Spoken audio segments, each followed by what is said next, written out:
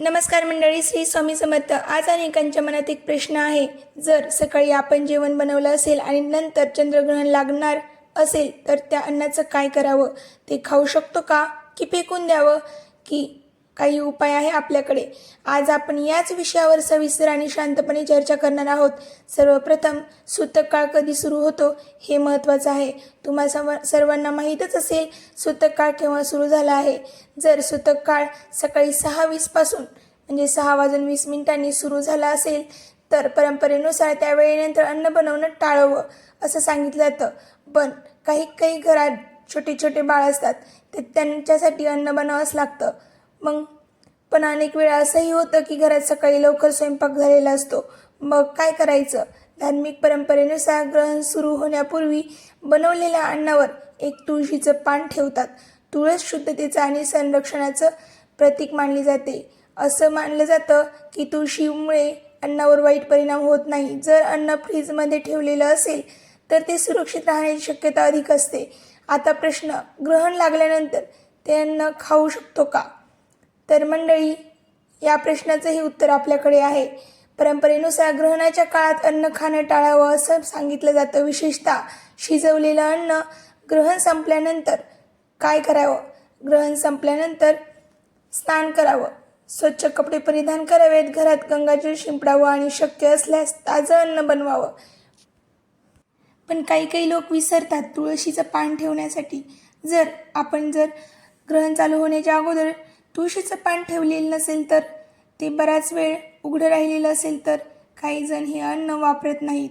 आता वैज्ञानिक दृष्टिकोन काय सांगतो? विज्ञानानुसार चंद्रग्रहणामुळे अन्न खराब होतं असा थेट पुरावा नाही. पूर्वीच्या काळात रेफ्रिजरेटर नव्हतं, त्यामुळे अन्न लवकर खराब होऊ शकत होतं. कदाचित त्यामुळे असे नियम बनवले आहेत. मंडळी, म्हणूनच ही धार्मिक श्रद्धा आणि परंपरा आहे. भीती बाळगण्याची गरज नाही, पण श्रद्धा असेल तर नियम पाळणे चुकीचे नाही. सर्वात महत्त्वाचं म्हणजे अन्न वाया घालवू नका. जर अन्न सुरक्षित असेल आणि व्यवस्थित साठवलेलं असेल तर विवेकाने निर्णय घ्या.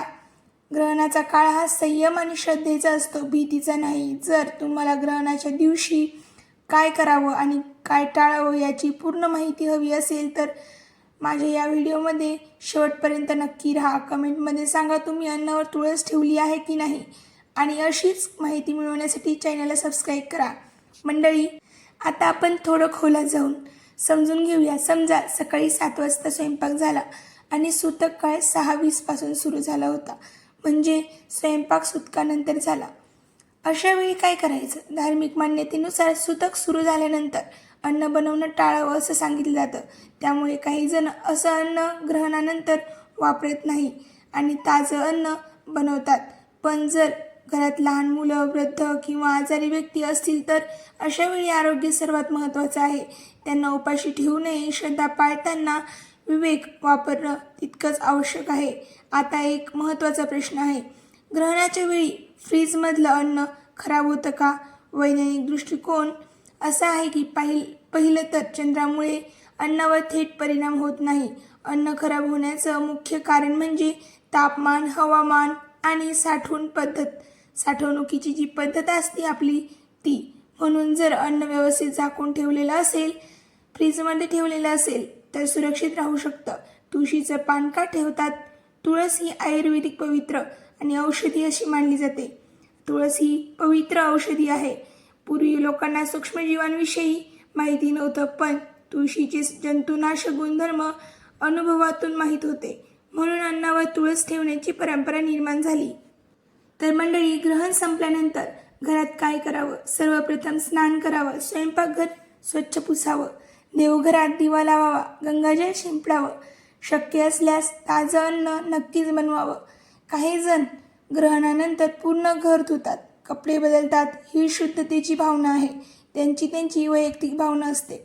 आता एक भावनिक गोष्ट अशी आहे की ग्रहण म्हणजे वाईट शक्तींचा काळ नाही, तो आपल्या मनाला थांबून विचार करण्याची संधी देणारा काळ आहे. आपण अनेकदा परंपरा अंधपणे पाळतो किंवा पूर्णपणे नाकारतो, पण योग्य मार्ग म्हणजे संतुलन, श्रद्धा, विज्ञान, विवेक, योग्य निर्णय.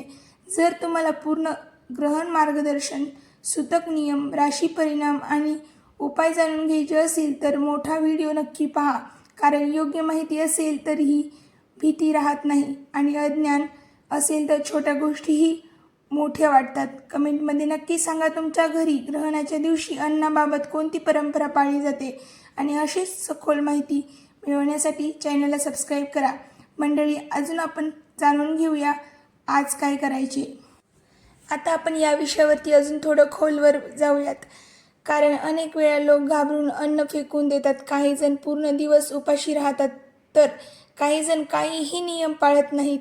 योग्य काय, संतुलित काय, हे आपण आज या व्हिडिओद्वारे पाहणार आहोत. मंडळी, समजा घरात सकाळी लवकर 5 वाजता स्वयंपाक झाला. सूतक 6:20 पासून आहे, म्हणजे सकाळी 6:20 आहे आणि अशा वेळी परंपरेनुसार 6:20 बनवलेलं अन्न योग्य मानले जातं. पण सूतक सुरू झाल्यानंतर ते अन्न झाकून ठेवावं आणि त्यावर तुळशीचं पान ठेवावं. जर अन्न उघडं राहिलं असेल तर अन्न नेहमीच झाकून ठेवणं महत्त्वाचे आहे. अन्न उघडं राहिलं असेल तर खराब झालं असं समजावं. अन्न नेहमी झाकून ठेवलेलं महत्त्वाचं आहे. ग्रहण असो वा नसो, ग्रहणाच्या निमित्ताने स्वच्छतेची सवय अधिक काटेकोरपणे पाळली जाते. आता एक महत्त्वाचा मुद्दा, ग्रहणाच्या वेळी उपवास करावा का? तर मंडळी, काही लोक खूप कडक उपवास करतात. ग्रहणाच्या दिवशी त्यांना माहीत असतं की अन्न ग्रहण करू नये, सूतक काळामध्ये अन्न शिजवू नये, म्हणून त्या खूप कडक उपवास करतात. पण आता एक, ग्रहणाच्या वेळी उपवास करावा पण का? काही लोक ग्रहणा काळात उपवास करतात कारण हा काळ जप, ध्यान आणि प्रार्थनेसाठी श्रेष्ठ मानला जातो. पण ज्यांना आरोग्य समस्या आहेत, डायबिटीज, BP, औषधं सुरू असतील, त्यांनी उपाशी राहू नये. धर्म कधीच आरोग्याच्या विरोधात नाही. ग्रहणानंतर उरलेलं अन्न काय करावं? तर मंडळी, ग्रहणानंतर उरलेलं अन्न, जर अन्न ताजं आणि सुरक्षित असेल तर विवेकाने निर्णय घ्या. जर शंका असेल तर नव्याने स्वयंपाक करा. अन्न वाया घालवणं हे पाप मानलं गेलं आहे. त्यामुळे फक्त भीतीपोटी अन्न फेकू नका. सकाळी अन्न बनवतानाच काळजीपूर्वक अन्न बनवा. व्यवस्थित अन्न बनवा, मोजमाप करूनच, म्हणजे ते फेकण्याची गरज पडणार नाही. ग्रहणाचा खरा अर्थ काय आहे आता आपण जाणून घेणार आहोत. आपल्या जीवनात काही वेळेस सावली येते, कधी मनावर कधी परिस्थितीवर, पण ती सावली कायमची नसते. अशी चंद्र पूर्ण प्रकाशात येतो, तसं आपलं जीवनही पुन्हा उजळतं. म्हणून ग्रहण हा अपशकुन नाही आहे, तो एक प्रतीक आहे थांबण्याचं, शांत होण्याचं आणि पुन्हा नव्याने सुरुवात करण्याचं. घरात मुलांना काय सांगावं? त्यांना घाबरू नका असं सांगावं. ज्यांना कळतं ते विचारतीलच, त्यांना नक्कीच याबद्दल सांगावं. तर मंडळी, कुणालाही या ग्रहणाबद्दल घाबरू नका. घरात मुलांना चांगलंच सांगा. ग्रहणाबद्दल सांगताना त्यांना जप वगैरे करण्यास सांगा. त्यांना काही मंत्र सांगा, जे ओम नमः शिवाय सोपे मंत्र असतील ते त्यांना म्हणायला सांगा. पृथ्वीची सावली चंद्रावर पडते म्हणून चंद्रग्रहण होतं, हा विज्ञानाचा चमत्कार आहे असं त्यांना सांगा. ग्रहणानंतर सकारात्मक सुरुवात कशी करावी? घरात एक छोटासा दिवा लावा. कुटुंबासोबत प्रार्थना करा. जुना वाद विसरा, नवीन संकल्प करा. मंडळी, ग्रहण हा भीतीचा विषय नाही आहे, तो जागरूकतेचा विषय आहे. श्रद्धा ठेवा पण अंधश्रद्धा नका ठेवू. विज्ञान समजा पण परंपरेचा आदर करा.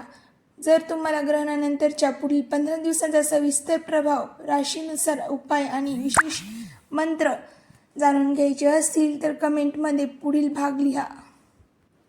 चला तर मंडळी, एक कथा ऐका. एक छोटीशी गोष्ट जी चंद्रग्रहणाच्या रिलेटेड आहे. एका गावात सावित्री नावाची स्त्री राहत होती. ग्रहणाचा दिवस होता. सकाळी तिने नेहमीप्रमाणे लवकर उठून घरासाठी स्वयंपाक केला. तिची सून गर्भवती होती. घरात सगळे थोडे चिंतेत होते, कारण गावात चर्चा सुरू होती, आज ग्रहण आहे, सूतक आहे, काळजी घ्या. सावित्रीने स्वयंपाक आटोपला, पण अचानक तिला आठवलं, आज सूतक सकाळी सुरू झालंय. क्षणभर ती घाबरली. अरे देवा, आपण अन्न बनवलं, आता काय करायचं? तेवढ्यात तिची आजी सांगायची एक गोष्ट तिला आठवली. ग्रहणाच्या दिवशी अन्न व तुळशीचं पान ठेव. श्रद्धा आणि शांतता असेल तर भीतीची गरज नाही. सावित्रीने लगेच अन्न झाकून ठेवलं, त्यावर तुळशीचं पान ठेवलं आणि शांतपणे रामाचं नाम घेत बसली आणि मंत्र जप करत बसली. जप केला, देवाची प्रार्थना केली. ग्रहण संपलं आणि तिने स्नान केलं, घरात गंगाजल शिंपडलं आणि ताजं अन्न बनवलं. त्या दिवशी तिला एक मोठी जाणीव झाली. ग्रहण भीतीचं नसतं, ते आठवण करून देतं की श्रद्धा ठेवावी पण विवेकही ठेवावा. आणि ती छोटीशी गोष्ट, तुळशीचं एक पान, घरात श्रद्धा आणि विश्वास ठेवून गेलं. ग्रहण संपलं आणि आकाशात चंद्र पुन्हा हळूहळू उजळू लागला. सावित्रीने देवासमोर दिवा लावला. घरात प्रसन्न वातावरण पसरलं. गर्भवती सून हसत होती. घरात भीती नव्हती, फक्त शांतता होती. त्या दिवशी सावित्रीला कळालं, ग्रहण सावली अंत, पण प्रकाश कायमचं हरवत नाही. श्रद्धा असेल तर नियम पाळा, पण अंधभीती बाळगू नका. विज्ञान समजा, परंपरेचा आदर करा आणि मनात विश्वास ठेवा. कारण प्रत्येक ग्रहणानंतर चंद्र पुन्हा पूर्ण होतो आणि प्रत्येक अडचणीनंतर जीवन पुन्हा उजळतं. प्रत्येक रात्रीनंतर सकाळ नक्कीच होती. नमस्कार, धन्यवाद. लाईक करा, शेअर करा, कमेंट करा आणि सबस्क्राईब करा. नवनवीन व्हिडिओसाठी कमेंट नक्की करा.